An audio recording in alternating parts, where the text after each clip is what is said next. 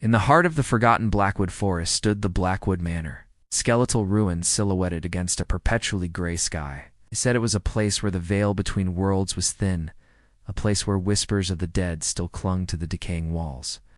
I, a paranormal investigator with more skepticism than belief, saw it as the ultimate challenge. My name is Alex, and this is the story of how Blackwood Manor shattered my reality. I arrived on a bleak Tuesday afternoon. The air was thick and heavy, smelling of damp earth and decay. The manor loomed over me, its windows like vacant eyes, its rotting timbers groaning in the wind.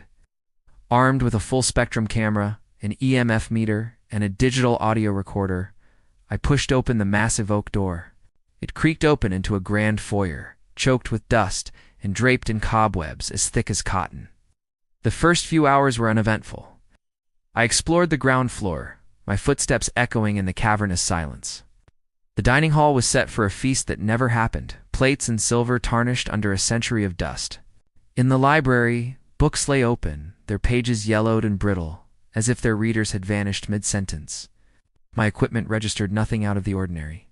A part of me was disappointed, another part relieved. As dusk bled into night, the atmosphere shifted, temperature plummeted, my breath misting in front of me. That's when I first heard it, a faint whisper, like wind through a keyhole. I switched on my audio recorder. "Is anyone here?" called out, my voice sounding small in the vast emptiness. The whisper came again, closer this time, a soft, sibilant sound that my ears couldn't quite catch.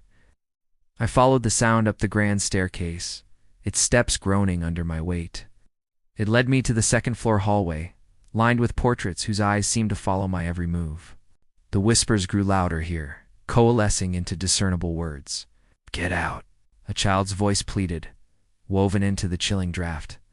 My EMF meter began to spike erratically, its needle dancing wildly. My heart pounded against my ribs, but I pressed on, drawn by a morbid curiosity I couldn't explain.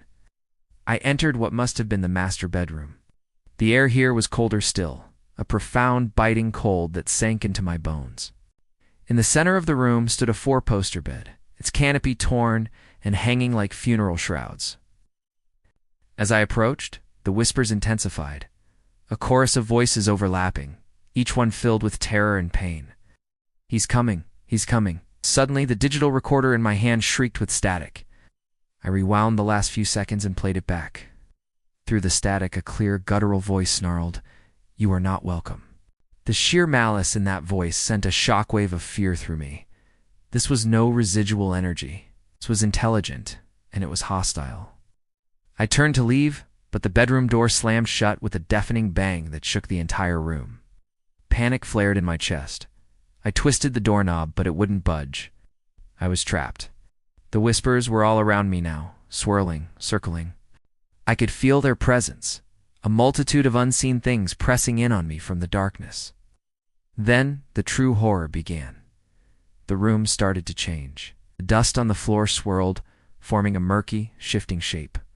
From it, a figure began to rise. It wasn't a ghost in the traditional sense, not some transparent specter. This was something solid, something nightmarish. It was tall and gaunt, dressed in tattered Victorian finery. Its face was a pale, distorted mask of agony, its eyes black, empty pits. Its mouth was stretched into a silent, eternal scream. My mind screamed run, but my body was frozen in terror. This was the master of the house, the one the whispers had warned me about. Historical records had called him Silas Blackwood, a man rumored to have dabbled in dark arts, a man who had murdered his entire family and staff within these walls before taking his own life. He glided towards me, not walking but floating just above the floor. He raised a long, skeletal hand, and the whispers in the room rose to a crescendo of shrieks. Join us, they wailed. I saw their faces then, shimmering in the air around him, the tormented souls of his victims. Trapped here, bound to his will. There was the child from the hallway, his face streaked with tears of blood. There was the cook, her throat slit from ear to ear. There were dozens of them, a spectral congregation of the damned. Silas reached for me. I finally broke free from my paralysis, scrambling backward, tripping over a rotten rug and crashing to the floor. My camera fell from my grasp, its lens shattering. He was upon me, his frigid touch burning my skin like ice. His lipless mouth opened, and a sound erupted, not from his throat, but from the very air around him, a cacophony of every scream, every plea for mercy, every dying gasp that had ever echoed in this house. It was an assault on the senses, a wave of pure, undiluted suffering that threatened to tear my sanity apart. In that moment of sheer desperation, my hand brushed against a heavy silver candlestick on the floor. Without thinking, I grabbed it and swung with all my might. It connected with his head with a sickening crunch. The entity recoiled, a soundless shriek ripping from its distorted mouth. For a split second, the spectral faces around him flickered and faded. It was the chance I needed. I scrambled to my feet and threw my full weight against the door. It splintered and burst open. I didn't look back. I sprinted down the hallway, the wails of the forgotten souls chasing me. Silas's silent rage, a palpable force at my back. I vaulted down the stairs, taking them 3 at a time, my lungs burning, my mind a maelstrom of terror. I burst out of the front door and into the night, not stopping until the manor was a distant dark shape behind me. I drove for hours, not caring where I was going, just needing to put as much distance as possible between me and that house of horrors. I never retrieved my equipment. I never went back. I quit paranormal investigation that very night. Sometimes when the house is quiet and the night is dark, I can still hear them. The ghostly whispers of the forgotten souls of Blackwood Manor, a constant reminder of the gruesome fate that awaits those who dared to disturb the dead. Some doors are best left unopened, and some places are best left forgotten. Believe me, I know. Thanks for listening. Don't forget to subscribe for more tales from the edge of reality. Stay safe out there.